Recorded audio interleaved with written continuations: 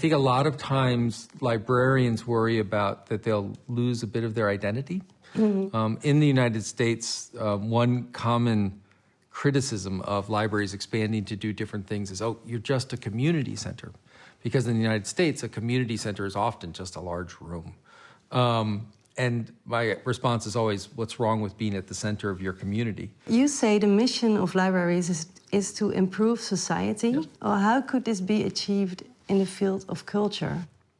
Well, so culture is always, it's lovely. I once heard someone define culture as a sort of societal transcript, which is you look at what's often unstated in a group of people that brings them together, right? What do they believe in? What are they talking about? What are they aspiring to? And to me, that's what culture is about.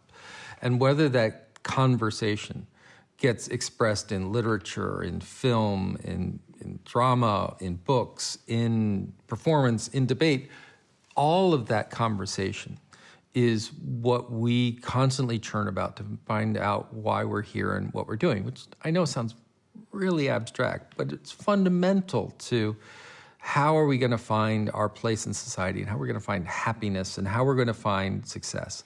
And it comes down to this conversation. And that conversation has been going on for a couple of 100,000 years now. We've been writing it down for about 30,000 years in one form or another, and we've been building it in edifices and such, and now we're putting it out in digital form. But it's still an ongoing conversation about why are we here and what are we doing? And librarians, for a long time, were caretakers of a really powerful technology. I mean, once we got print, whether it was physical print or once we got the idea of creating durable transference of that technology dominated the field for 4,000 years because it was so powerful. There are lots of new technologies, but the mission remains the same. We're having this conversation about why am I here, what am I doing?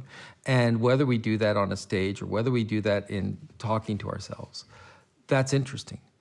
But when we share it, when we provide access not only to other people's ideas and transcripts and plays and actions, but are able to share our own in that, that's what's amazing. And so the transformation that's going on in libraries and why it makes perfect sense to now align that with other cultural heritage institutions is libraries have come to the idea that we're not just a place for you to read other people's stories.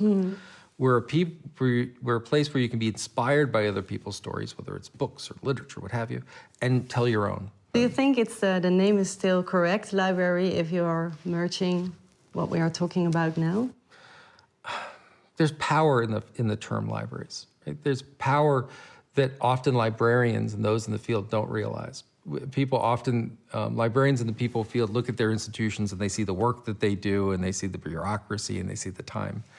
But outside people see it as inspiration and connection and they want to be part of it. And so every time that we try to move away from the word library, we tend to come back to it because it just it's expanding now to what that is.